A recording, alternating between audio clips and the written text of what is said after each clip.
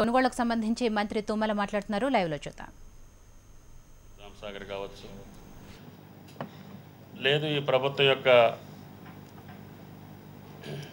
అద్భుతమైన పథకం మిషన్ కాకతీయ వల్ల కావచ్చు, కురిసిన కొద్దిపాటి వర్షాన్ని కూడా పంటలు పండించి రైతులు ఈనాడు ఎంతో కొంత సంతోషంగా ఉన్నా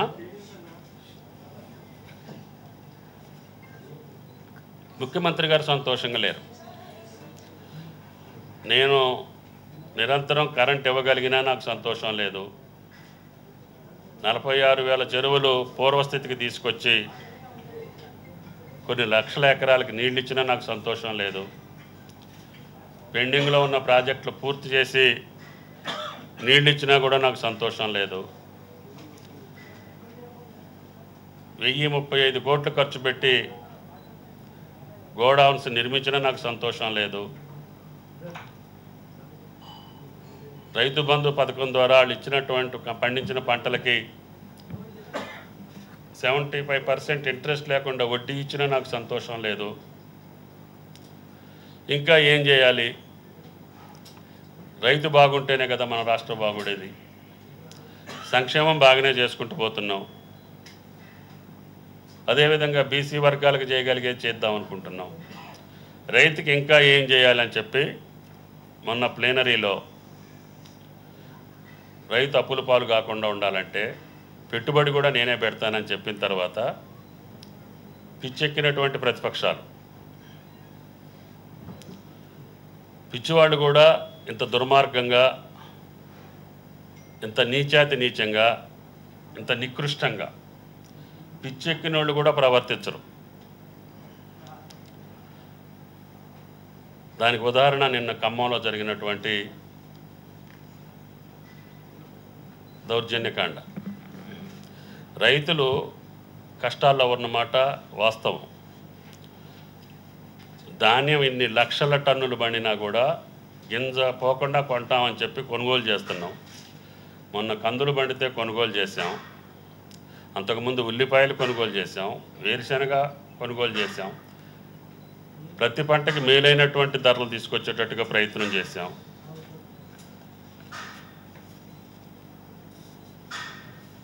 మిర్చికి పసుపుకి ఈ కమర్షియల్ క్రాప్స్ అవటం మూలాన కేంద్ర ప్రభుత్వం ఎంఎస్పి ఫిక్స్ చేయలేదు, చేయనంది కూడా. అయినా సరే హరీష్ రావు గారు వ్యవసాయ మంత్రి, మన పార్లమెంటు సభ్యులు పదే కేంద్రం మీద ఒత్తిడి తీసుకొస్తున్నారు. ఈ సంవత్సరం మిర్చికి ఎక్కువ ఏరియా కావటం, దిగుబడి ఎక్కువ రావటం, పక్క రాష్ట్రాలు కూడా అదే పద్ధతిలో పంట పండించటం, ఇంపోర్ట్ చేసుకోవాల్సిన దేశాలు చేసుకోలేకపోవటం, ఏదైతే మిర్చి నుంచి ఆయిల్ తీసే కంపెనీలు కూడా గత సంవత్సరం ఉన్న స్టాక్స్ని దృష్టిలో పెట్టుకునో ఏమో వాళ్ళు కూడా ముందుకు రాకపోవటం, తద్వారా రేటు మందగించిన మాట వాస్తవం అని చెప్పి మేము ఒప్పుకుంటున్నాం. ఒప్పుకున్నా కూడా మీరు గత పాత లెక్కలు కూడా మా లెక్కలు కూడా చూస్తే 11-12లో మినిమం 3,000, 4,500 ఉంది, మ్యాక్సిమం 4,500. యావరేజ్ వచ్చి 4,271 రూపాయలు ఉంది మిర్చి. 12-13 వచ్చి మినిమం 4,000 ఉంది, మ్యాక్సిమం వచ్చి 5,100 ఉంది.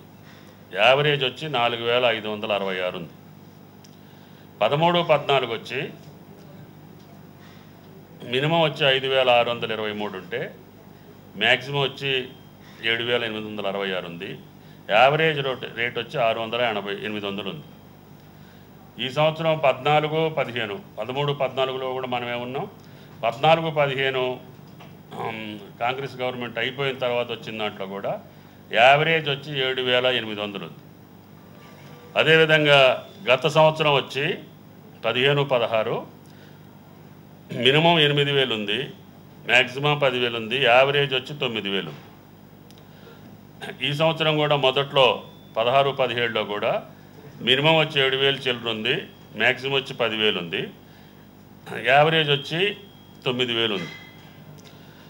అయితే 75% అమ్మకాలు అయిపోయినాయి. ఇప్పుడు ఇంత కష్టకాలంలో కూడా, ఇంత మందగిచ్చిన రోజుల్లో కూడా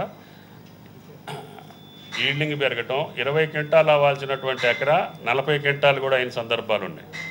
మా గోదావరి ప్రాంతంలో వాజేడు, వెంకటాపురం ఆ ప్రాంతంలో అయితే 60 క్వింటాల్స్ వచ్చిన వాళ్ళు కూడా ఉన్నారు. అదృష్టం, వాతావరణం కలిసి వచ్చింది.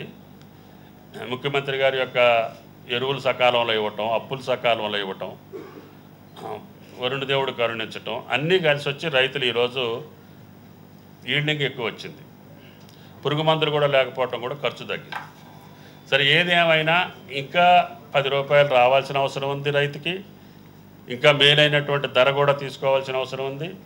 ప్రభుత్వ పరంగా మా ప్రయత్నం కేంద్రం మీద ఒత్తిడి తీసుకురావటం, హరీష్ రావు గారు వ్యవసాయ మంత్రి ఇప్పటికే కేంద్ర మంత్రికి పలుసార్లు విజ్ఞప్తి చేయటం, మన పార్లమెంటు సభ్యులు ఈ డిస్ట్రెస్ పీరియడ్లో కూడా మాకు సహాయం చేయండి, 50% అన్నా మీరు సహాయం చేయండి, లేకపోతే నాఫెడ్ ద్వారా మీరు కొనుగోలు చేయించండి అని చెప్పి మన పరంగా ఒత్తిడి జరుగుతున్నా కూడా కేంద్ర ప్రభుత్వం కొంచెం నిర్లిప్తంగా ఉంది ఈ పంటల పట్ల, పసుపు అదేవిధంగా మిర్చి పంటల పట్ల. అయినా సరే రైతులు ముఖ్యమంత్రి గారి మీద విశ్వాసం, నమ్మకం, ఆయన కరెంట్ ఇవ్వబట్టే కదా, ఆయన ఈ పథకాలన్నీ జోడించబట్టే కదా మనం సంతోషంగా ఉండగలిగింది అని చెప్పి కొంత బాధ ఉన్నా, ఇన్ని మంచి కార్యక్రమాలు చేసేటప్పుడు ఆయనకి మనం సహకరించాలి, ఆయన మనం దీవించాలి. రేపు ఆయన పెట్టుబడి కూడా ఇస్తానని చెప్పారు కాబట్టి వరంగల్ జైత్ర యాత్రని విజయవంతంగా, దిగ్విజయంగా, గతంలో ఎన్నడూ కూడా అధికార పార్టీ నిర్వహించలేనటువంటి మహాసభ, భవిష్యత్తులో కూడా ఎవరూ నిర్వహించడానికి వీలు లేనటువంటి మహాసభ. దానికి స్వచ్ఛందంగా 10,000 ట్రాక్టర్లతో రైతులు వస్తే మీకు కన్నుగుడితే మీదొక ప్రతిపక్షమా, మీదొక రాజకీయ పార్టీ అని చెప్పి నేను అడుగుతున్నా. ఆడు సంతోషంగా ఉండటం మీకు ఇష్టం ఉండదు. తుచ్చమైన మీ పదవుల కోసం